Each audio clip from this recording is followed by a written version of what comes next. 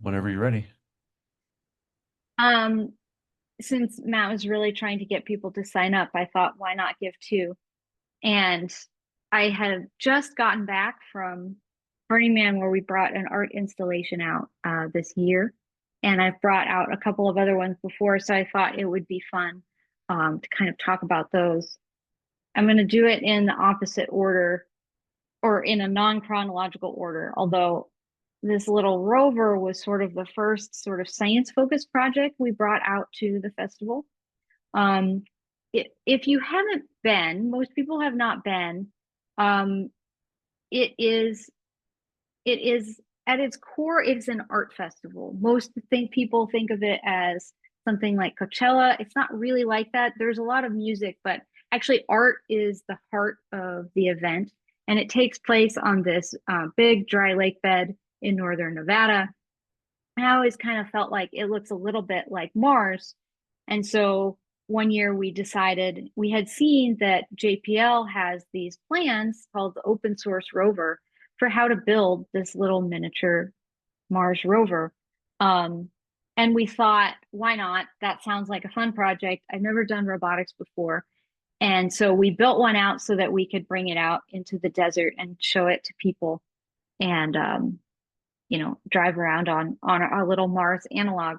So we named it Parsley for Planetary Analog Remote Sensor and Little Electronic Explorer.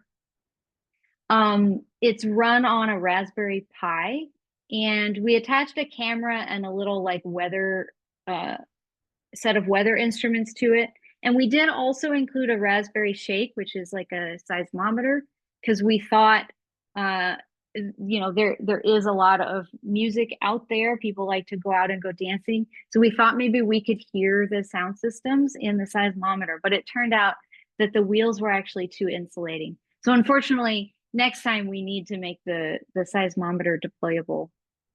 But basically, we just kind of took it out and drove it around and talked to people. We did this as a project for us, but when people see this, like they want to know about it and they want to talk about it. And so they would just come up and we'd let them drive it around. It's remote controlled. So we would just bring it to different places.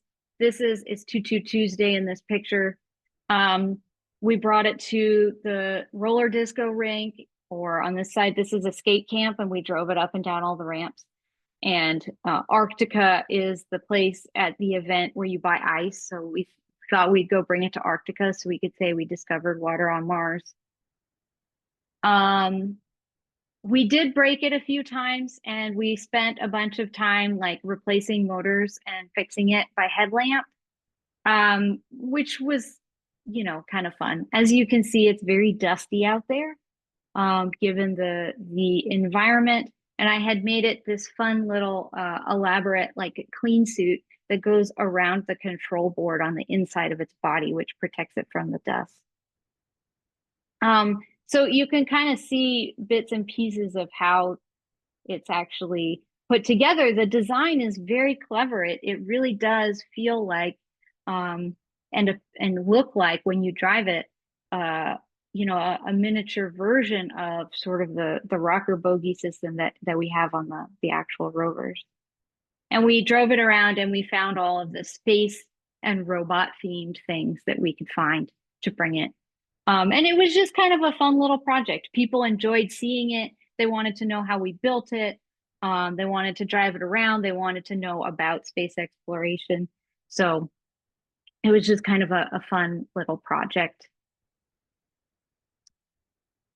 Um, the piece that we brought out this year was a little bit different. Um, it was more of an art sculpture than the rover is more of like I don't know, an activity, I suppose. Um, and so the way that the event is organized is that people will bring large scale art installations. And what you see in the background here is like the city itself, all the camps where people actually are camping and sleeping, and they have theme camps where they do something interactive, they have a nightclub or a restaurant or something else. But then outside of the city, like across the open, sort of open areas of the lake bed, is where they place all of the art. So you can go walk around and you see a sculpture in the distance and you're like, huh, what's that? Let's go look at it. And you sort of wander around and come across art everywhere you go.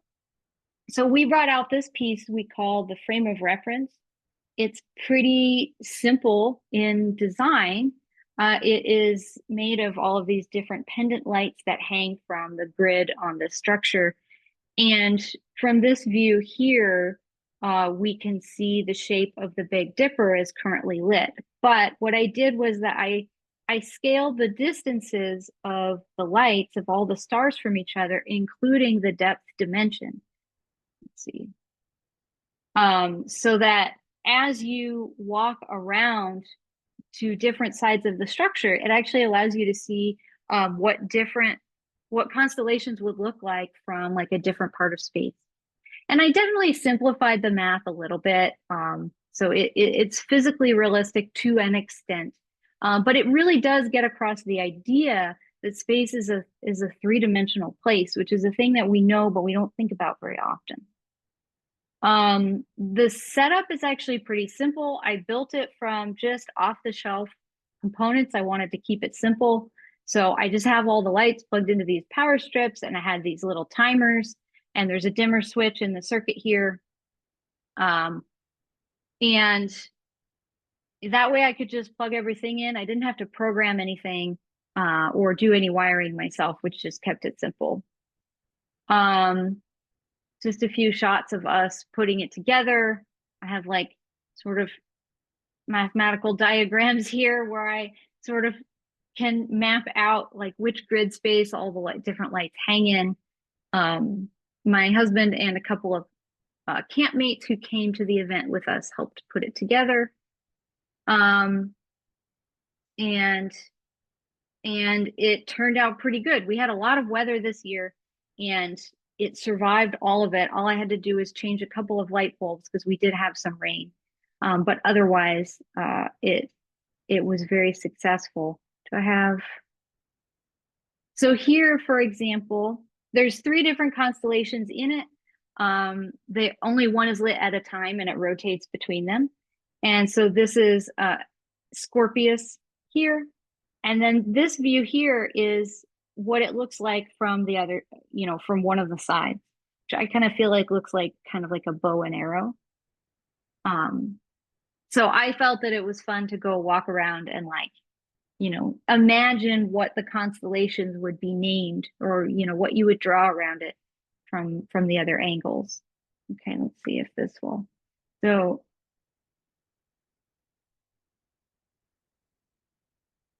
I don't really need the chaos of the noise in the background. But you can really see that like as soon as you start to move, you start noticing the three-dimensional spacing of the lights. And it actually took quite a bit of angle math to get everything hanging just right. I was even surprised to see like from the 180-degree view how different some of the constellations look. Like part of Dipper looks the same, part of it doesn't. As you can see, everything's very dusty. So the cleaner it is, the less reflection you get off the other cables and whatnot. But actually in person, they don't really bother you too much because the lights are relatively bright. And then it's on a timer. So I think every 2 minutes or so, it would switch to a different one. So I posted little plaques on the posts that gave the shapes of the constellations to look for. I think next time I bring it somewhere, I would add a little bit more signage to encourage people to think about the other angles a little bit more. A lot of people would sort of find the front view and then be excited that they found it, because it's not, when you walk up to it, it's not exactly clear what it is. You kind of have to walk around it, and then you get to a certain point and you're like, oh wait, I recognize that shape,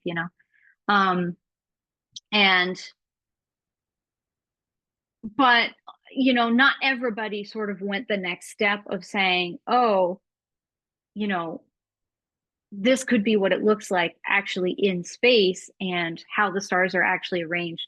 Um, but ultimately, I ran out of time because I started this like a month before we left. So, you know, we'll do that. We'll do more next time. Um, it's just the same. There's just a few shots of people interacting with it for fun. Um, and finally, my largest project, which we brought to Burning Man last year, and we will again be bringing next year, is called the Skyhorse Carousel. And you know, I'll say about the constellations is that as sort of a scientific phenomenon, constellations are something that like everybody can appreciate. Even if you're not into astronomy, they're very familiar and the shapes are recognizable, and they're things that are just like so strongly associated with human culture that everybody was delighted to see it, right? And you don't really have to feel like you're learning that much in order to interact with this piece of art. You could just appreciate that we have these constellations. But then, of course, if you take the time, you know, to kind of think and explore it a little bit, the extra additional learning is something you can engage with, you know, if you want. And this tends to be the type of project that I go for with my art, is something where people don't necessarily have to feel like they're learning in order to learn a little bit. So the carousel, so this is our carousel. It's in our backyard. And the goal of the carousel was to celebrate both space and, again, how we relate to space through our human culture. And so what we did was we took all of the horses or the other animals, and we painted them like animals from different myths around the world, from different cultures that had to do with the sky. So like horses that drive the sun across the sky, or horses that become constellations, etc. And then there's like a little bit of a science concept very subtly included in the painting of each figure that can kind of point to the scientific phenomenon associated with the story. So it's a way to kind of appreciate both like modern astronomy as well as sort of culture and ancient culture. And this is just like a little map of our different figures.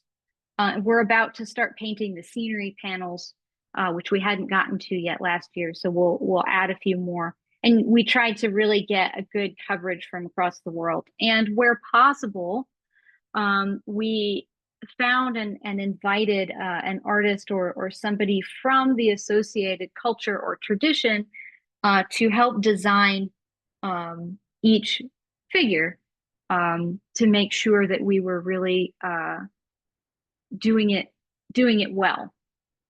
And that was fun. So just for example, this is Brihati, who's the Hindu horse. And so Surya is the Hindu god of the sun, who rides the solar chariot across the sky, and the chariot is said to be drawn by 7 horses, one of each color of the rainbow.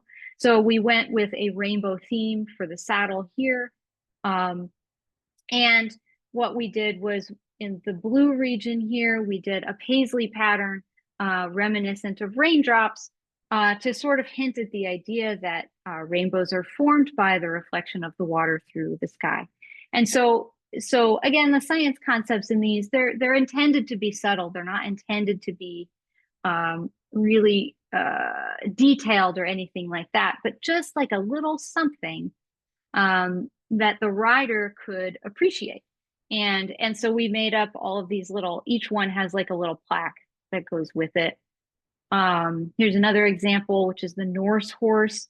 which is associated with night and the moon, and also with ice. And so we sort of did a permanently shadowed crater theme in the saddle here, where we had the snowflakes, forming in the dark part of the saddle. And we have these very cool historical, like Viking border designs on the saddle and things like that. So the painting was very fun, and the stories are very fun to explore. And it was fun to learn a lot of stories from like across the world as well. Here we have Pegasus, and it's like Greek pottery colors. This is our Roman horse, which is associated with the sunrise. Our jade rabbit, which has sort of a sample collection, a lunar sample collection theme. This is the Japanese horse, which is associated with the goddess of the sun. So it has a solar wind motif on the saddle. So it was very fun. We weren't sure at first if anyone would look at the plaques. So here's just a couple of shots of us moving and building the carousel. It takes a large team of people and a couple of vehicles to actually do. Everything hangs off of this center, this pyramid in the center. All the poles come out here, and then the down poles come down from, these are called the sweeper poles, and the floor and all the horses hang off of the top.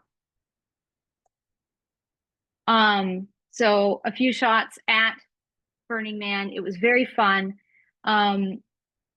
Again, this picture was also on 22 Tuesday, it looks like. And we basically always had a line. Anytime we were running it, there were a lot of kids who would come. It was hard to get the kids off of it, of course, but also like adults having fun as well.